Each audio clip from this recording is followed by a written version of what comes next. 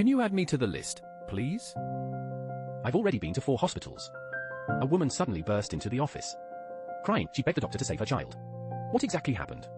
The clinic has been closed for half an hour. The doctor was tired and resting in his chair. Suddenly, a woman with a child barged in. She cried and begged the doctor for an appointment. She kept shouting, "Doctor, help!" Seeing this, Director Yu quickly calmed the agitated woman, patiently asking her what had happened. It turned out that 10 days ago, the child's body began to fester. No matter what ointment she used, it was useless. For 10 days, the woman had run to 4 hospitals. The doctors who examined him all said the child might have lupus. This worried the woman terribly, because the child is too young. Once they get lupus, it's basically incurable. Lupus is an autoimmune disease. Unlike ordinary skin diseases, it affects multiple organs, and is a systemic disease. It can only be controlled by long-term medication. Director Yu also understands the seriousness of the situation. He began to carefully examine the child's sores. The woman was also describing her child's condition. What was unexpected was that the records of the child's illness were so detailed, from the child's oral ulcers to the appearance of the rash. The woman clearly photographed them with her phone. Looking at these photos, the female doctor's expression was a bit serious. This made the woman's heart ache. Did the child really have lupus? Through the examination of the child, Chief Physician Yu found multiple rashes on the child's body. Although they have faded, new rashes still keep appearing. Some areas also have blisters. There are some necrotic red blood cells. Most of the rashes are like edema, with both necrosis and scabbing in the center. There are also a few inflammatory papules. Lesions of varying sizes appeared on the child's body. It's quite shocking to look at. At this moment, Director Yu had already made a judgment, but he still needs to verify it. After communicating with the woman, the director learned that the child has been suffering from severe rhinitis. This time, it was also rhinitis that started first. Then the child developed oral ulcers. Blisters also started to appear in his throat. After listening to the woman's account, Director Yu picked up the flashlight and began to examine the child's mouth. What can be seen is that the child's oral mucosa has no more blisters. The situation has gradually improved. By integrating the information obtained, Director Yu came to the final conclusion. The child does not have lupus. The various symptoms that appeared on the body are very likely to be a rash induced by a virus. The woman breathed a sigh of relief when she heard the news. It's good if it's not lupus. Then where did the virus come from? Will it also have a very serious impact on the child? This virus isn't particularly serious. Director Yu judged through analysis. This should be a herpes virus brought on by the child's cold. It can be controlled with some simple medications, although it looks the same as the symptoms of lupus. But as an autoimmune disease, lupus manifests more as a lack of energy and listlessness, accompanied by joint pain or fever, and in severe cases, hair loss. But the lively and active child in the clinic obviously doesn't have any of the above characteristics. The woman finally felt truly relieved. To better eliminate any concerns, Director Yu suggested that the woman bring her child in for a blood test tomorrow, to rule out the possibility of vasculitis. After the next day's tests, Director Yu's judgment was confirmed to be correct. The woman thanked her excitedly, with the child in tow. For the past 10 days that the child has been ill, she couldn't eat well, nor could she sleep. She was afraid that the child really had lupus. With Director Yu's careful diagnosis and treatment, after a week, the child's rash had largely disappeared. It'll be no big problem if they just take the medicine for a few more days. After hearing Director Yu's words, the woman breathed a sigh of relief. She kept thanking her. To be able to meet such a good doctor, the woman was also very moved, hoping everyone can also meet a responsible doctor like Director Yu. This is what the ancients called a doctor's benevolence. This scene in the video happened on July 20th, 2021, in Zhengzhou. A black car was trapped in the water, about to submerge the roof. What the crowd does next will definitely move you. The afternoon of July 20th, heavy rain suddenly fell in Zhengzhou. A grandmother, seeing the bad weather, went to the kindergarten early to pick up her grandson and granddaughter. On the way home, the car stalled in the middle of the road. Then the floodwater quickly rose to the car doors. The 3 people in the car were in critical danger. The grandmother first called her daughter for help. After Ms. Young answered the phone, her first reaction was to call the police, but all the emergency hotlines were busy at that time. In desperation, Ms. Young asked her mother to tell her their exact location, and to report the names of the surrounding shops she could see. After that, Ms. Young quickly made the most correct decision in the whole incident.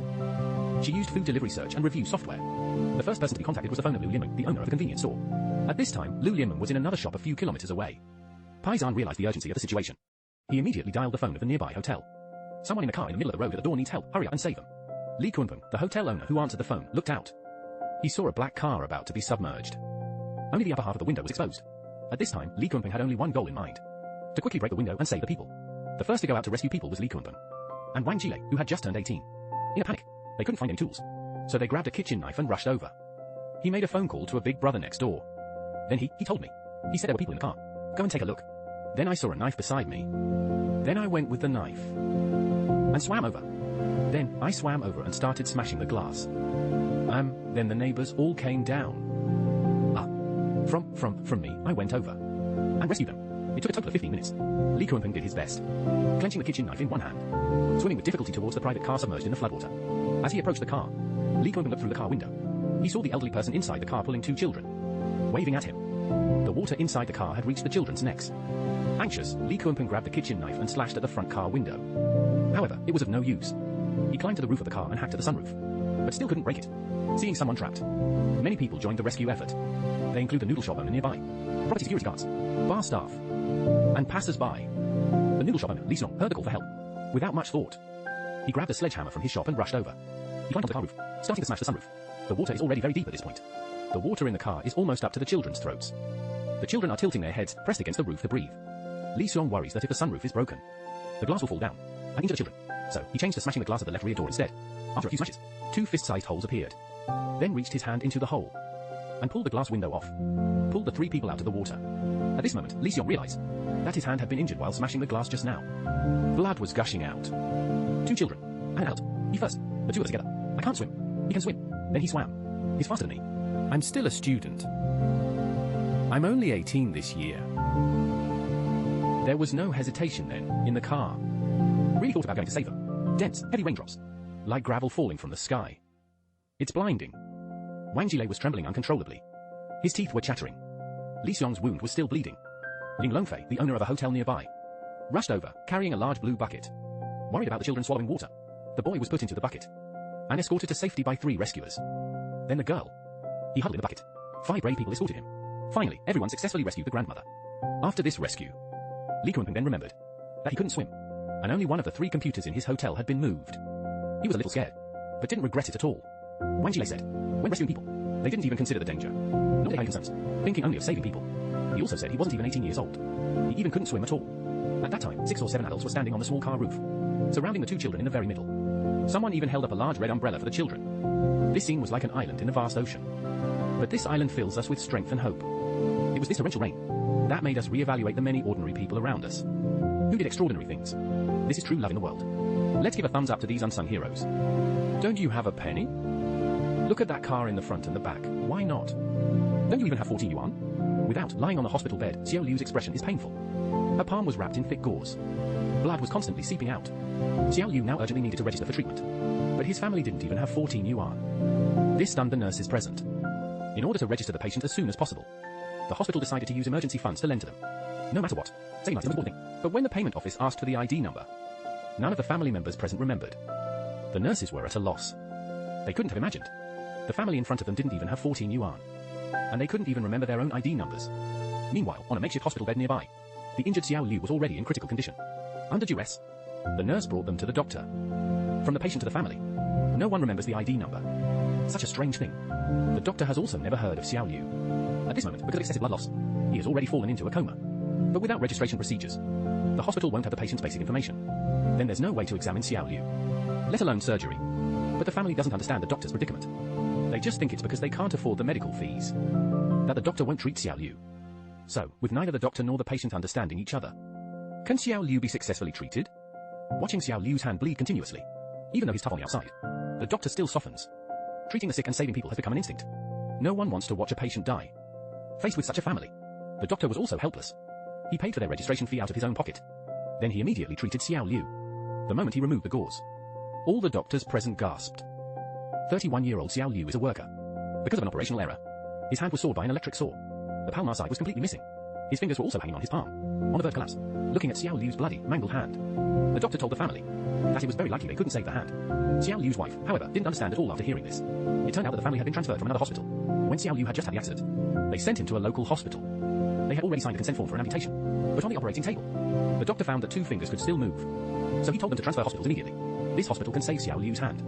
After the doctor heard the whole story, he was very angry, because during the transfer, Xiao Liu's family, for convenience, took him in a private car. The whole journey was bumpy, plus there were no medical conditions. That's why his hand injury got this bad. The doctor pushed Xiao Liu into the emergency room. They must stabilize his vital signs first. Time passed slowly like this. The long wait was excruciating for Xiao Liu's family. They kept urging the doctor to perform the surgery. And the doctors in the emergency room were also very busy. They had to receive so many patients. They didn't have time to explain everything clearly. And so, the conflict was on the verge of erupting. It's been 4 hours since Xiao Liu was sent to the hospital. The family is angry and anxious. How long do we have to wait? Faced with this situation, the doctor patiently explains to them. Being anxious is useless. All we can do now is wait. Xiao Liu's vital signs haven't stabilized yet. Long-term blood loss has left him in a state of extremely low blood pressure. Sending him to surgery rashly would only increase the risk. After listening to the doctor's explanation, the family finally understood that it wasn't that the doctor wasn't willing to do it, but rather to ensure Xiao Liu's life was more secure. Once the family was calmed down, what about the patient himself? Facing Xiao Liu in the emergency room, a nurse's aide was gently chatting with her. The nurse's aide understood Xiao Liu's unease and fear, constantly reassuring her with words. As time passed, second by second, Xiao Liu was ready for surgery. All the family members were waiting outside the operating room, while the doctor was also fully focused, doing their best to save his fingers. No one knew how much time had passed, and the surgery was finally completed successfully. Xiao Liu's hand was saved, and 2 fingers were successfully preserved, although they couldn't be as flexible as before. But compared to amputation, this was already the best outcome. After this incident, when faced with work, I hope everyone can be more careful. Always remember that safety is the most important thing.